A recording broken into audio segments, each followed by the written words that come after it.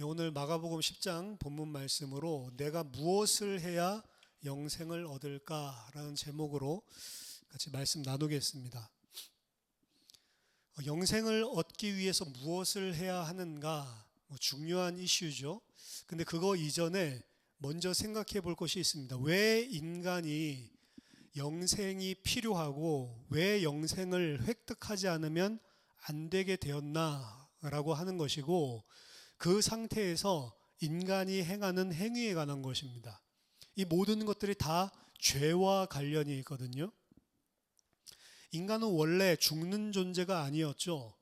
하나님께 순종하고 하나님께 온전히 하나님의 말씀을 지키면 원래 처음부터 인간은 죽음이란 것이 없는 존재였습니다. 모든 죽음이 인간에게 들이닥치게 된 이유는 죄 때문에 그렇죠. 근데 그 죄가 발생하는 것을 창세기 3장에서 분명하게 보여주고 있는데, 사실 창세기 3장에서 그 아담이라고 하는 것은 아담 개인을 이야기하는 것이 아니고 인간을 사실은 지칭하는 것입니다. 아담이라는 뜻 자체가 인간이죠. 그래서 아담 이야기지만 아담이라고 생각하면 안 되고 나라고 생각하면 되고, 모든 사람이 다 아담과 같다라고 생각을 하시면 됩니다.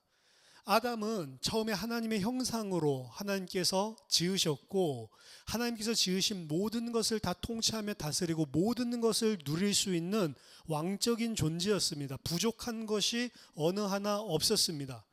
심지어는 하나님께서 필요한 모든 환경적인 축복까지도 완전하게 주셨습니다. 모든 것을 다 아담에게 맡기셨습니다. 우리가 생각할 때 아담 같으면 아무런 부족함이 없겠구나라고 생각을 하지만, 아담에게 있어서는 결핍이 느껴지는 분야가 하나 있었습니다. 그건 뭐냐면 하나님의 말씀에 선악을 알게 하는 나무의 열매를 먹지 말라. 아담은 모든 것을 다 할 수 있었는데 그 한 가지 하나님께서 하지 못하도록 제한해 놓으신 것이 있죠. 우리가 생각할 때는 아담이 모든 것을 다 받았다라고 생각하지만, 아담의 입장에서는 왜 저거를 못하지? 이렇게 생각하는 겁니다. 이게 인간이에요. 그리고 그게 인간의 죄성입니다, 사실은.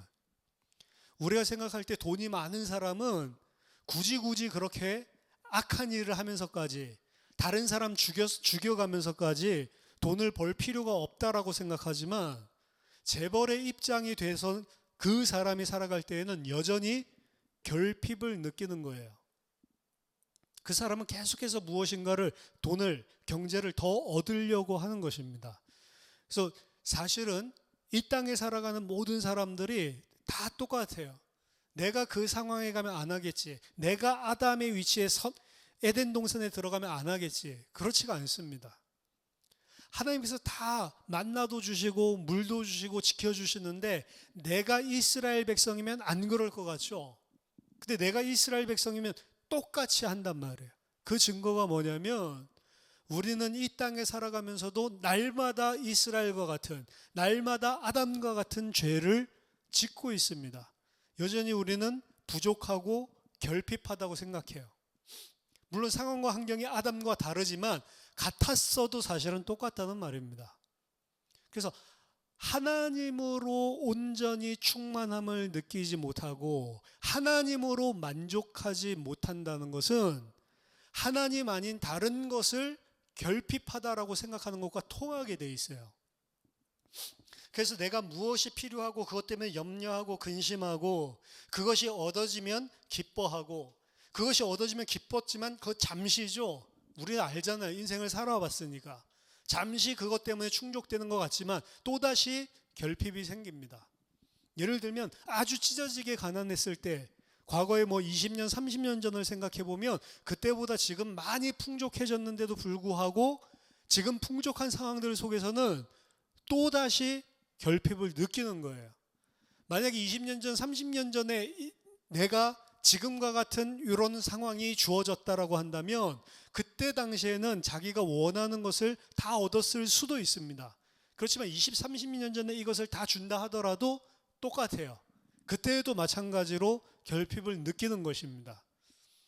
사람이 하나님께서 주시는 것을 온전하게 받아들이고 그 상황 속에서 기뻐하고 그 안에서 평안과 안식을 누리지 못하면, 그 안에서 염려하고 근심하고 무엇이 또 필요한 사람처럼 쫓아다니기 시작하면, 그럼 그 사람은 결국에는 아담과 똑같이, 이스라엘 백성과 똑같이 죄 가운데 무너질 수밖에 없는데, 인간이 다 아담부터 시작해서 우리 모든 사람들, 지구에 살고 있는 70억 인구가 다 똑같단 말입니다. 그래서 만족할 줄을 몰라요. 감사할 줄을 모르는 것입니다. 그 결핍한 것을 채우기 위해서 인간은 노력을 합니다. 노력을 하는데 하나님의 힘으로 하는 것이 아니고 내 힘으로 합니다. 왜? 지금 이 상황과 환경을 하나님께서 허락해 주셨는데 그 상황과 환경이 나는 만족하지 않아요. 하나님께서 허락해 주시지 않는 것을 내 능력과 내 노력으로 쟁취를 해야 되는 것입니다. 그게 세상 돌아가는 원리입니다. 그래서 힘이 강한 사람은 세상을 추구하는데 더 많이 세상에서 많은 부분들을 얻고, 힘이 약한 사람도 똑같이 추구를 하는데 힘이 약하기 때문에, 혹은 지식과 지혜가 부족하기 때문에, 여러 가지 면에서 열등하고 약하기 때문에, 환경이 받쳐주지 않기 때문에 덜 얻는 거죠. 하지만 뭐라고요? 힘이 있어서 많은 것을 얻은 사람도 여전히 그것으로 결핍이 채워져서 만족할 수가 없고, 연약해서 조금 얻은 사람 또한 마찬가지로 더욱 그렇겠죠. 만족하고 그 안에 감사할 수가 없는 것입니다. 방법은 뭐냐? 내가 더욱더 열심히 노력하고 최대한 머리를 쓰고 심지어는 속여서까지라도 그것을 쟁취하고 얻어내려고 노력하는 것입니다. 그래서 인본주의적인, 나 중심적으로 내 힘으로 이 땅을 생존하려고 하는 그 몸부림 속에 인간은 살 수밖에 없습니다. 영생에 관한 문제도 마찬가지입니다. 영생, 천국, 이것도 내가 무엇인가를 잘해서 얻어내야 되는 것으로 생각하는 거예요. 그게 오늘 본문에 정확하게 잘 드러나 있죠. 오늘 본문에서는 어떤 사람이라고 이야기를 하고 있지만 이게 공간복음서에서 다 나오는 이야기죠. 한 사람이라고 이야기되어 있는 이 사람이 어떤 곳에서는 청년이라는 표현이 있고, 그리고 어떤 곳에서는 유대의 한 관원이라는 이야기도 있습니다. 유대의 관원이 30세 이상부터 될 수 있었기 때문에 청년이면서 관원이라는 것은 30대 초반 정도 되겠죠. 그리고 굉장히 유복하고 재물이 많았던 청년인 것 같습니다. 30대 초반에 유대의 관리가 되었다라고 한다면 집안이 어느 정도 받쳐주는 사람이었던 것 같습니다. 그리고 인품도 아주 훌륭했고 하나님의 말씀에 굉장히 깊이 있게 관심을 가졌고, 더더군다나 예수님이 오셨을 때 오늘 이 사람이 나아가서 예수님께 묻는 모습을 보면 그냥 물어본 게 아니고 예수님께 달려와서 꿇어앉아서 질문을 하는 모습을 보여줍니다. 그러니까 이 사람은 돈도 많고 명예도 얻고 있고 젊은 나이에 많은 것을 얻었는데, 그럼에도 불구하고 또 뭐에도 관심이 있냐? 영원한 생명에도 관심이 있는 사람입니다. 어떻게 보면 완벽한 사람이죠. 근데 그가 영생을 생각하는 방식이 좀 전에 제가 이야기했었던 인간의 죄성과 별반 다르지가 않은 것을 볼 수 있습니다. 그래서 그 질문이 뭐냐? 내가 무엇을 하여야 영생을 얻으리까? 이 세상 원리로 생각을 하는 겁니다. 내가 무엇을 열심히 해서 영생을 얻어낸다라고 보는 것입니다. 거기에 대해서 예수님께서 일단 이 사람이 선한 선생님이요 라고 묻는 그 호칭에 대해서 일단 교정해 주시죠. 예수께서 이르시되 네가 어찌하여 나를 선하다 일컫느냐? 하나님 한 분 외에는 선한 이가 없느니라. 자, 이 사람은 예수님께 나와서 호칭이 선한 선생님이여, 랍비여 라고 물어보고 있죠. 예수님을 랍비로 생각하는데 그 랍비 앞에 선하다라고 하는 형용사를 붙여놨어요. 근데 예수님 뭐라고 이야기하냐? 사람은 선한 자가 없다라는 거예요. 선한 분은 하나님 한 분이다. 예수님도 하나님이시잖아요. 예수님도 선한데 이 사람은 예수님을 하나님으로, 예수님을 주로 인정해서 나온 것이 아니고 선생으로 보고 있단 말이죠. 그 선생님을 부르기를 선하다라고 이야기하니까 예수님은 사실은 오늘 이 첫 번째 18절에서 이미 모든 말씀에 답이 다 나와 있는 거예요. 선하신 분은 하나님 한 분밖에 없다. 선하지 않으면 뭡니까? 악하다는 거죠.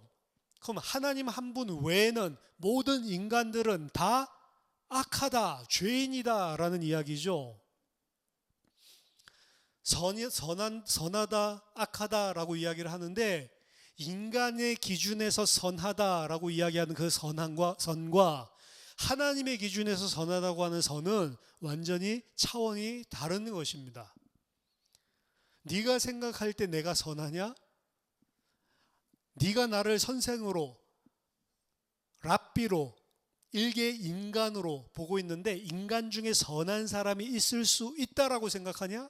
하나님 한 분 외에는 선한 자가 없이 모든 인간은 다 죄인이다 라는 거죠. 그러면서 19절에 네가 계명을 안 하니 살인하지 말라, 간음하지 말라, 도둑질하지 말라, 거짓 증언하지 말라, 속여 빼앗지 말라, 내 부모를 공경하라 하였느니라. 그가 여짜오되 선생님이여, 또 선생님이라고 부르죠. 이것은 내가 어려서부터 다 지킨 것인데요.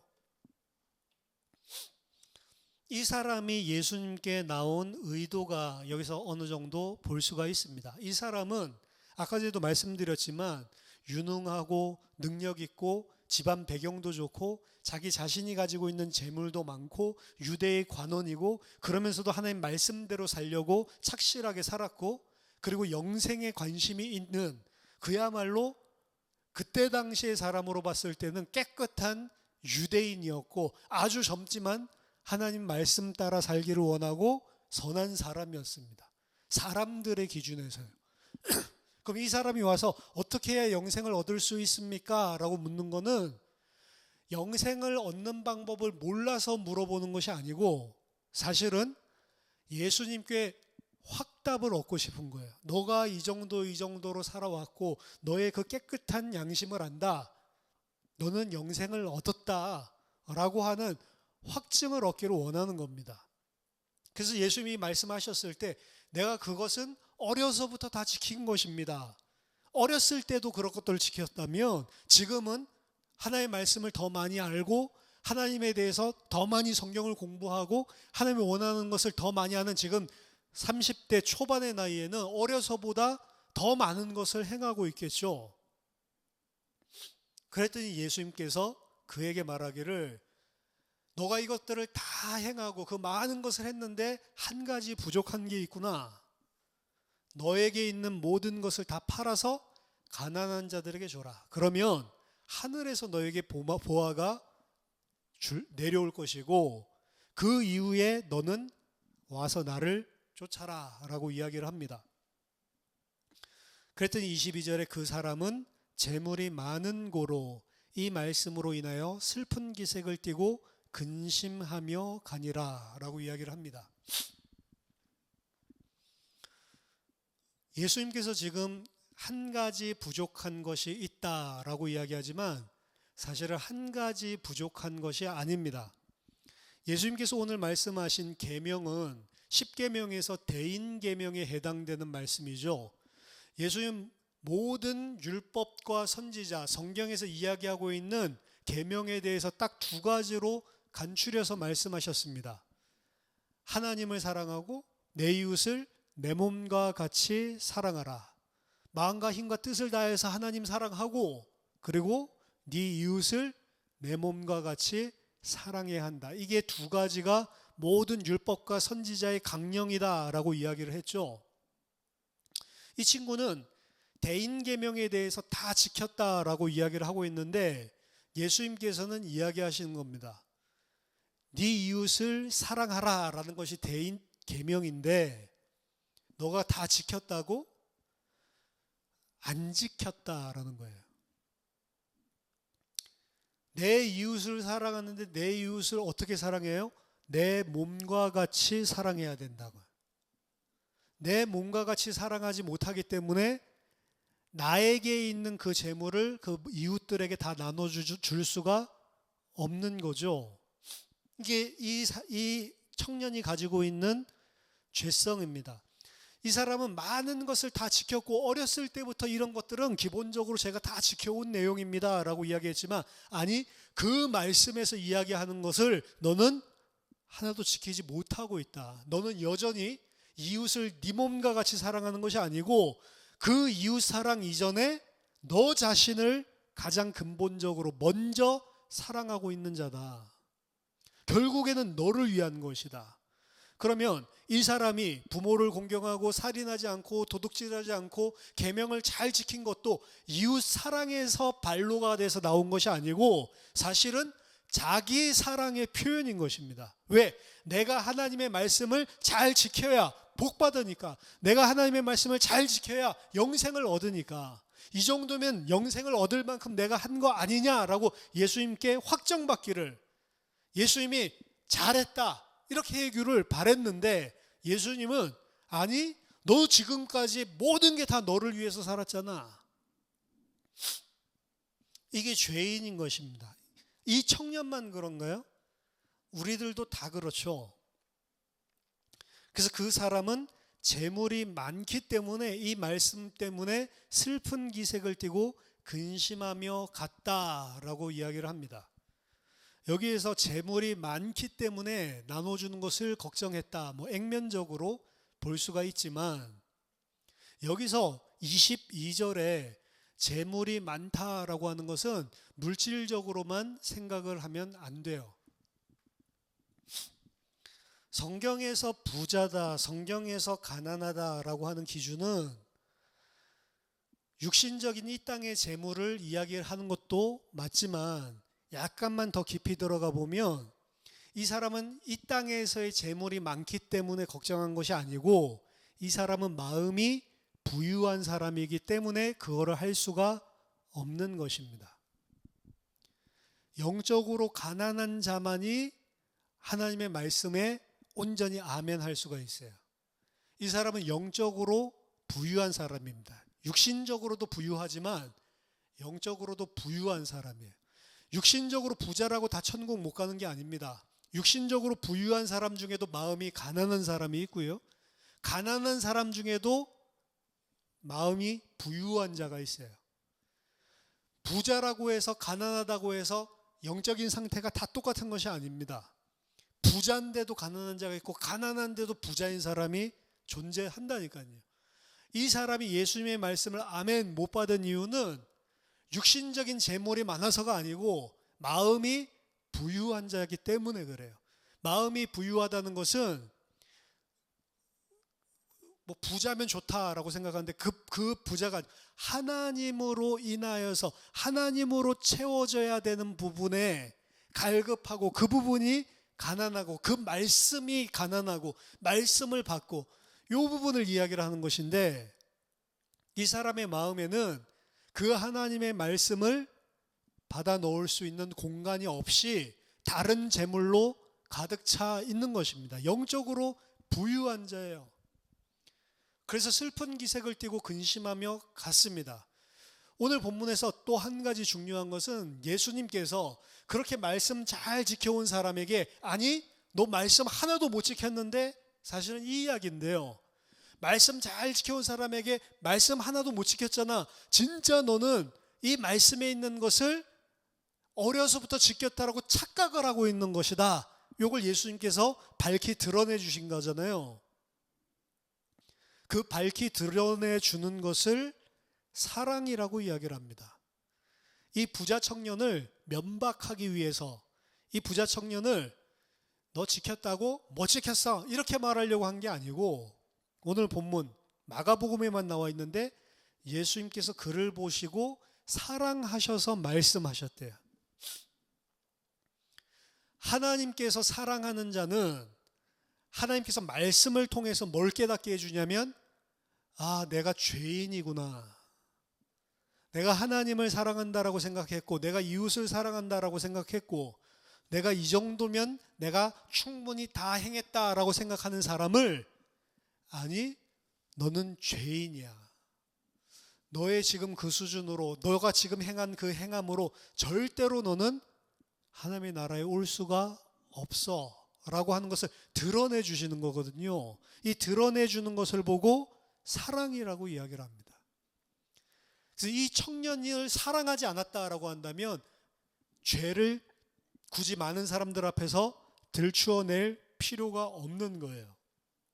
이 사람이 영생을 얻으려면 자기 자신이 지금까지 행한 것, 자기 자신의 노력과 율법 지킴으로는 절대로 하나님 나라에 갈 수가 없는 거구나, 영생을 얻을 수 없는 거구나 라는 것을 깨달아야 돼요. 더 나아가서 진짜 깨달아야 되는 것은, 이 친구는 내가 무엇을 해야 영생을 얻을 수 있습니까? 라고 물어봤는데 네가 무엇을 하든 너는 영생 얻을 수 없다라는 것을 깨닫게 만들어주는 게 사랑이라니까요. 그래서 오늘 본문을 보고 우리가 이 땅에 있는 것을, 내 모든 재물을 다 팔아서 사람들을 구제하고 도와줘야 된다라는 식으로 이야기하는 것은 오늘 본문을 너무 거꾸로 깨달은 거죠. 그거를 다 한다 하더라도 안 된다는 거예요. 왜? 진짜로 그거는 이웃을 내 몸과 같이 사랑해서 하는 것이 아니기 때문에. 오늘 이 청년이 만약에 그래요? 내 재산 다 팔아서 이 사람들에게 나누어 주면 저 영생 얻을 수 있어요? 저 하겠습니다. 결단하고 만약에 판다. 그것 가지고 영생 얻을 수 있습니까? 이 청년이 아멘 하고 가가지고 다 팔았어요. 그런다고 되는 게 아니라고요. 그게 어디에서 나와야 되냐면 진짜로 하나님 사랑, 이웃 사랑이라고 하는 그 뿌리에서 나와야 되는 건데, 인간은 그런 사랑을 할 수 있는 능력 자체가 없단 말이에요. 왜? 자기 사랑 때문에.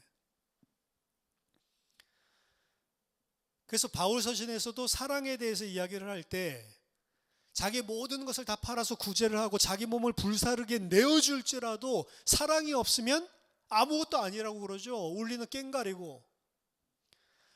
내 모든 것을 다 팔아서 구제하고 내 생명까지 준다 하더라도 그것 가지고 영생을 얻는 게 아니라니까요. 제가 1세기 때 있었던 이야기를 한번 말씀드렸죠. 로마 시대 때 핍박이 심하고 순교하니까 그 순교를, 나도 주님을 위해서 순교를 하고 싶다 이래서 일부러 막 순교의 자리로 막 뛰어가는 사람들, 그건 자기 과시고 자기 자신의 힘으로 순교를 이루어내고 하나님께서 기뻐하실 것을 내가 이루어드려야지, 내가 해내야지 라고 하는 거라. 그거 하는 사람은 하나님의 사람 아니다 라고까지 이야기를 했다고요, 교부들이. 내가 영생을 얻기 위해서 무엇을 해야 됩니까?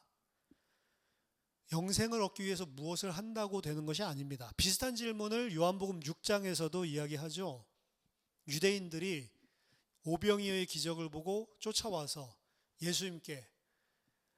예수님을 쫓아서 임금 삼으려고 하니까 예수님이 뭐라고 말씀하십니까? 너희는 표적을 보고 쫓아온 것이 아니고 먹고 배부르기 때문에 쫓아왔구나 라고 이야기하면서, 썩어 없어질 양식을 위하여 일하지 말고 썩지 않을 영원한 양식을 위해서 일을 해라 라고 이야기했더니, 그 영원한 양식, 영원한 생명, 그것을 위해서 일하는 것이 하나님을 위해서 일하라고 하는 거구나, 이렇게 생각한 사람들이 어떻게 해야 우리가 하나님의 일을 할 수 있습니까? 하나님의 일을 어떻게 우리가 해야 됩니까? 물어보니까 네가 하는 게 아니고 하나님이 보내신 자를 믿는 게 하나님의 일이다 라고 이야기를 하죠. 죄인인 인간은 내가 무엇을 열심히 해서 성과물을, 공적을 이루어내서 그것으로 하나님께 기쁘게 해드리고 그것으로 말미암아서 내가 보상을 받을 수 있다라고 생각을 하는 겁니다. 영원한 생명도 똑같은 이치로 하는 거예요. 그게 세상의 이치입니다. 세상에 있는 무엇인가를 내 염려와 근심과, 그리고 내가 이 땅에서 소망하는 것을 얻어내기 위해서 열심히 노력해서 무엇인가를 쟁취해내는 것, 내 노력으로, 내 힘으로. 영생도 그렇게 생각을 하고 있는 거예요. 계명을 다 지켰고 이 정도면 영생 얻을 수 있는 거 아닙니까? 라고 생각하는 청년에게, 너는 지금까지 계명을 지켰다고 하는데 계명 하나도 지키지 못했고 더 나아가서 그거 지킨다 하더라도 네가 지키는 그 행위로는 절대로 구원을 받을 수 없다라고 이야기를 하는 것입니다. 이 이야기는 부자 청년 이야기가 아닙니다. 오늘날의 모든 사람과 그 자리에 있었던 모든 제자들에게 동일하게 적용되는 말씀인 것입니다. 사실은 어떻게 본다면 이 재물이 많은 사람이 청년은 그 이후에 가서 이게 무슨 말일까 고민하다가 깨닫고 나중에 예수님이 부활했다는 소문을 듣고 예수를 믿었는지 안 믿었는지 아무도 알 수가 없죠.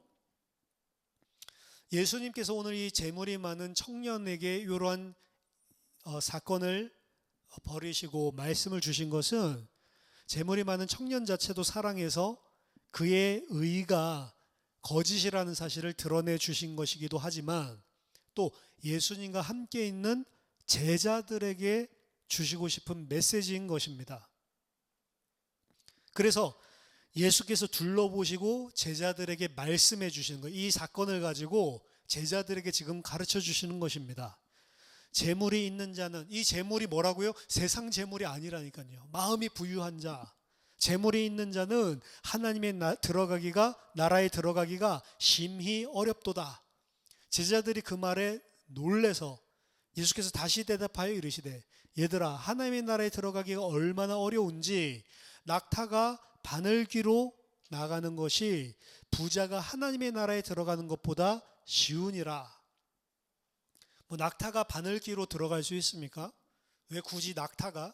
그래서 이 낙타가 철자가 약간 달라서 그런데 원래는 밧줄을 의미하는 그런 헬라어였는데 이렇게 계속 사보 넘겨 쓰다가 보니까 이게 바뀌어서 낙타로 돼 있다 이렇게 주장하는 게 있고요. 밧줄을 갖다가 여러분 바늘 귀에다 넣는 거 불가능하죠.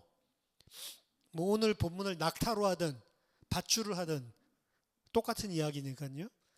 아니면 어떤 사람들은 이 바늘귀라고 하는 것은 예루살렘의 야간에 통행하는 조그마한 쪽문을 이야기한다. 큰 성문은 야간에는 닫아놓고 옆에 있는 쪽문 열어놓는데 그 문이 워낙 작아서 짐을 실은 낙타는 지나갈 수 없기 때문에 그곳을 지나가려 하려면 낙타가 모든 짐을 다 내려놓고 그리고 거의 기어가듯이 해서 겨우겨우 통과하는 그 문을 이야기하는 거다. 작은 쪽문을 이야기하는 거다. 이렇게 이야기하는 사람도 있는데요. 근데 오늘 이 뒤에 있는 이야기들을 보면 낙타가 바늘귀로 좀 전에 힘들기도 힘들지만 쪽문으로 들어갈 수는 있는 거잖아요.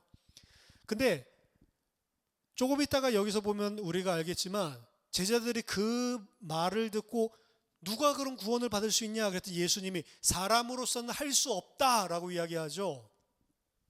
쪽문으로 들어간 건 들어갈 수 있다면서요.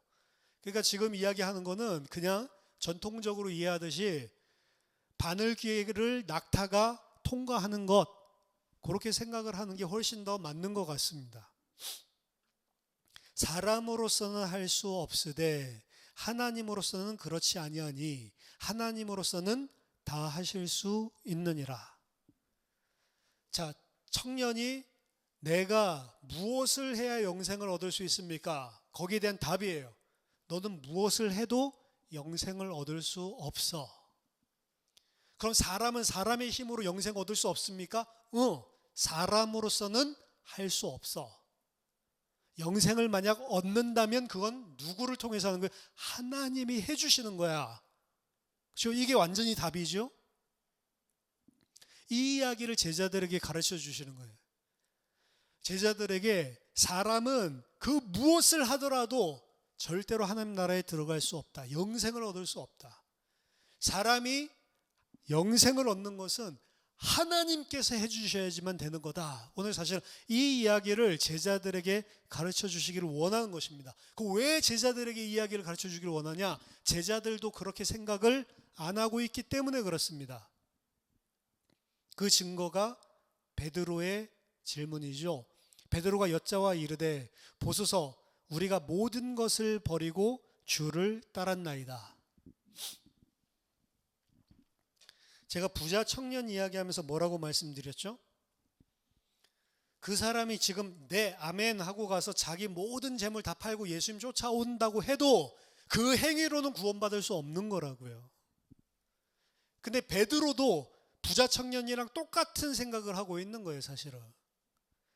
오늘 본문에는 보소서 우리가 모든 것을 버리고 주를 따랐나이다 라고 이야기를 하지만 마태복음 19장에 같은 병행 본문이 나와 있거든요. 거기서 베드로는 뭐라고 이야기하냐면, 이에 베드로가 대답하여 가로되, 마태복음 19장 27절에 우리가 보소서 우리가 모든 것을 버리고 주를 쫓아싸오니 그런즉 우리가 무엇을 얻으리까?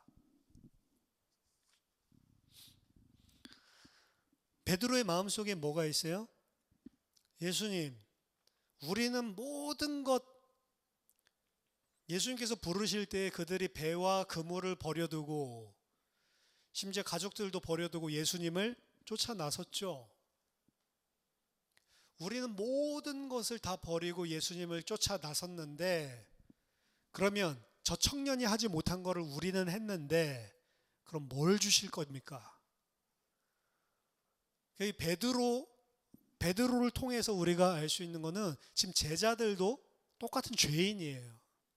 똑같이 영생을 또 하나님으로부터 받는 복을 어떻게 생각합니까? 내가 무엇을 행한 대가로 받는다라고 생각을 하는 것입니다. 성경에서는 하나님께 먼저 주고 받을 수 있는 자가 누가 있냐라고 이야기를 한다고요. 성전을 위해서 다윗이 헌금을 할 때에도 우리가 하나님께 드린 것, 우리 힘으로 얻을 수 없는 것, 하나님의 은혜로 주신 것들을 그냥 돌려드릴 뿐입니다. 우리가 한 게 아무것도 없습니다. 이게 하나님께서 베푸신 은혜와 사랑이 무엇인지를 아는 자의 고백인데, 죄인은 어떻게 한다고요? 내가 하나님 앞에 뭔가를 행하는 걸 가지고 하나님께 뭐를 받아내려고 하는 세상 원리를 가지고 대한다고요.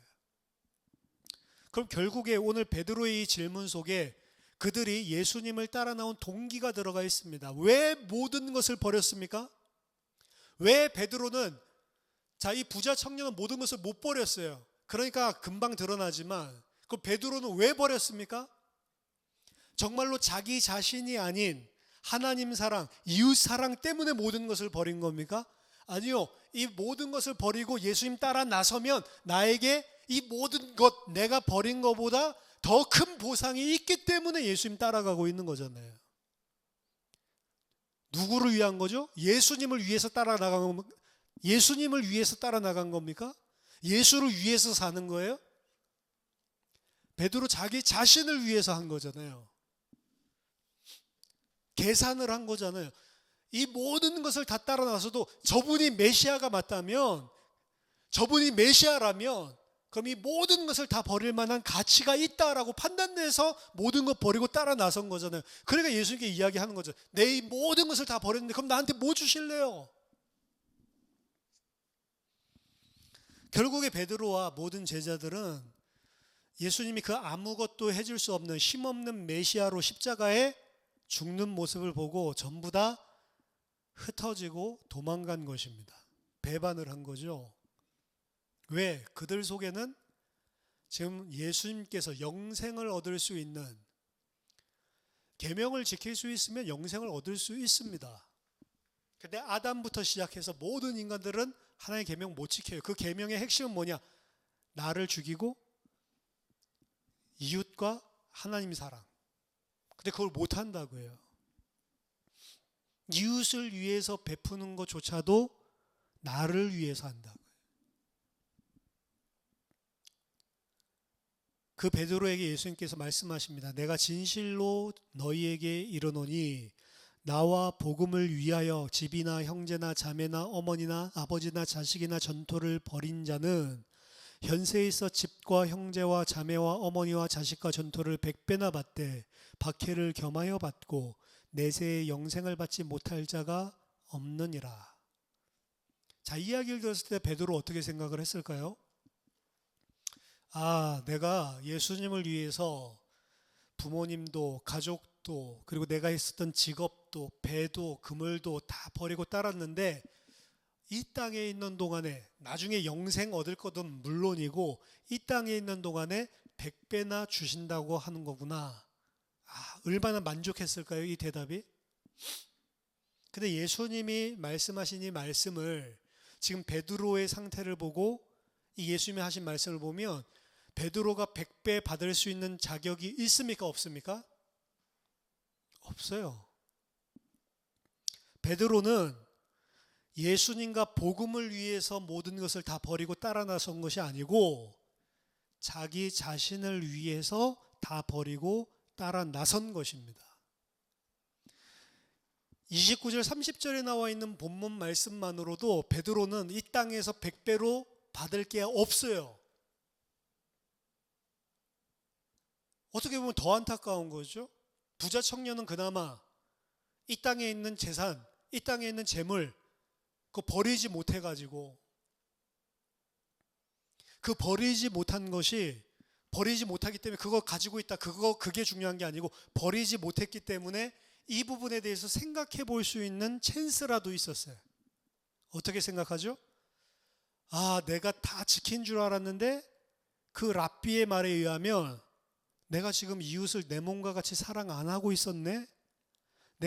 내가 하나님의 말씀 계명을 지켰다라고 생각했는데 나는 절대로 이웃을 내 몸과 같이 사랑할 수 없네. 고민이라도 할 수 있어요. 근데 베드로는 지금 예수님께서 말씀하실 때 절대로 자기는 아, 내가 지금 죄인이구나. 내가 모든 것을 예수님을 위해 다 버리고 따라 나서지 못한 사람, 못 깨닫게 돼 있어요. 이 말 들을 때 어떻게 깨닫게 돼 있냐? 베드로의 입장에서 본다면 아, 100배로 이제 받겠구나 이렇게 생각하는 거예요.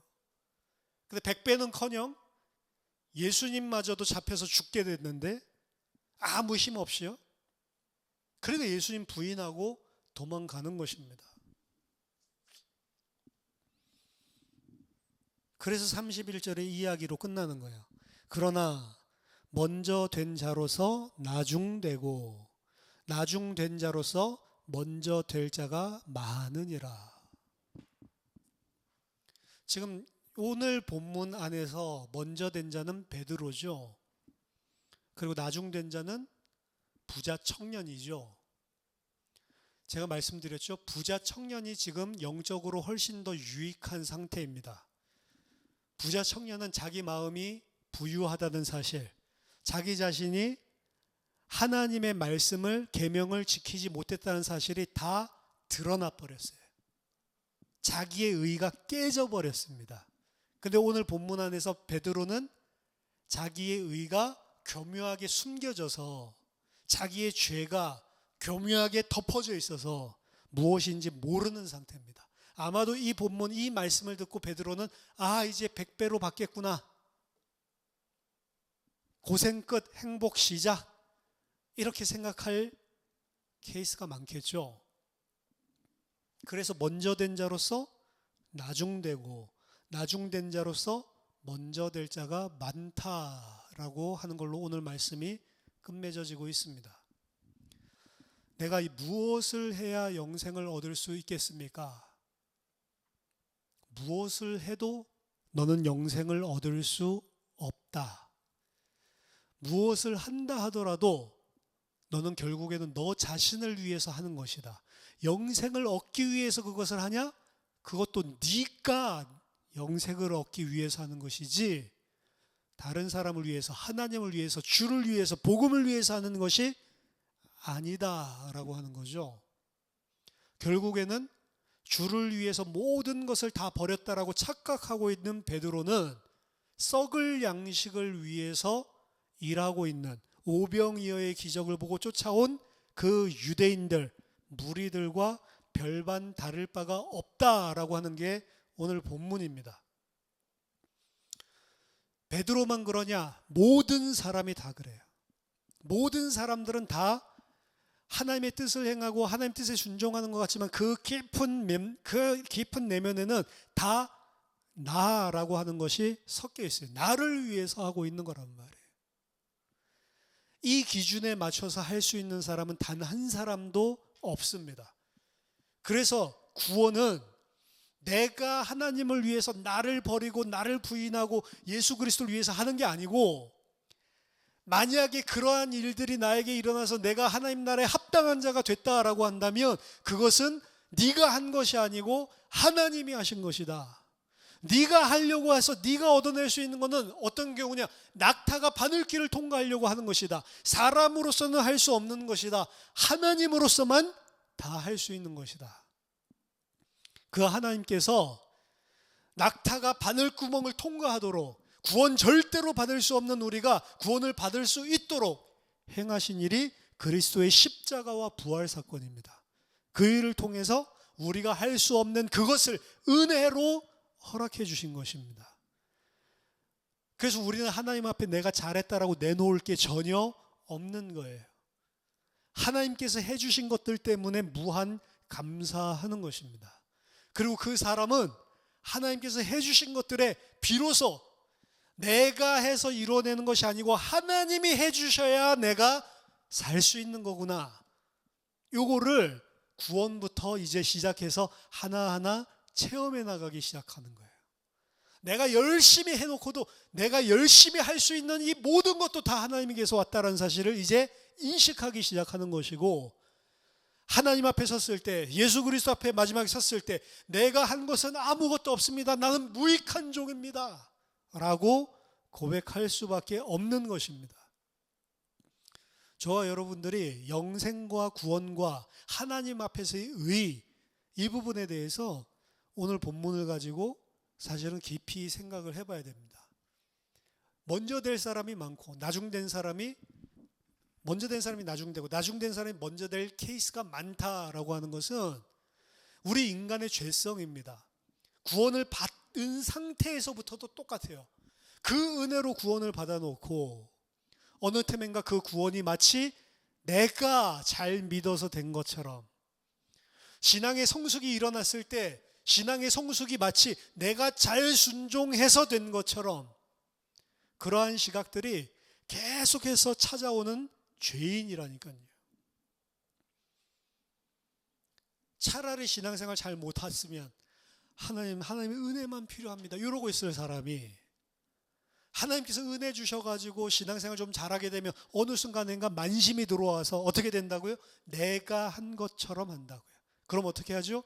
다른 연약한 형제 자매들 깔보기 시작하고 자기 자신이 마치 행한 것처럼, 하나님의 은혜로 하나님이 다 주신 것인데 내 것인 것처럼 처음 된 자가 또 나중되는 케이스들이 신앙생활 안에서도 계속 발견되는 거죠. 하나님이 완전히 낮춰놓으시고 하나님께서 완전히 드러나게 해놓으시면 그것조차도 깨닫지 못할 때가 많은 게 죄인입니다.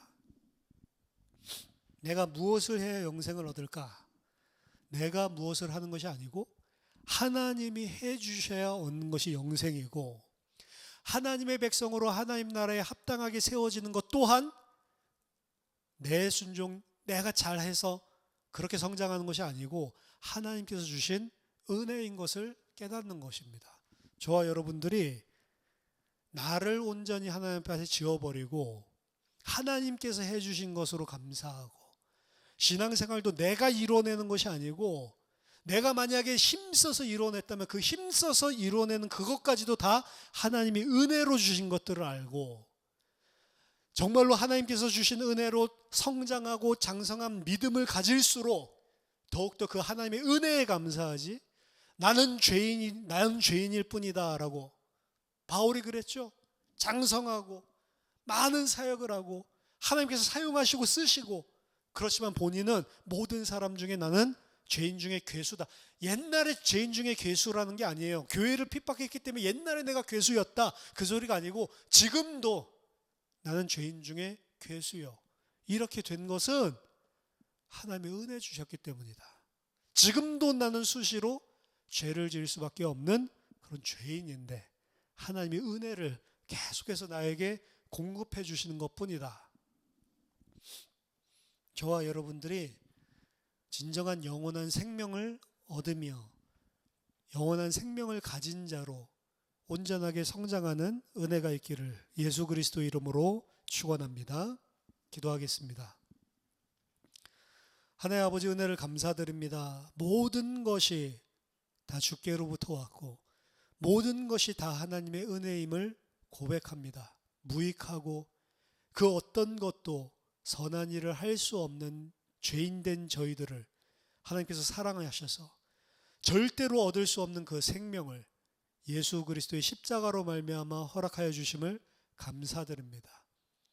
1만 달란트 빚진 자로 하나님께 영원한 생명을 빚진 자로 감사하며 낮은 자로 살아갈 수 있는 은혜를 더하여 주시옵소서. 먼저 된 자가 나중되지 아니하도록 계속해서 우리를 붙들어 주시고 은혜를 공급하여 주시옵소서. 살아계신 주 예수 그리스도 이름으로 기도하옵나이다. 아멘.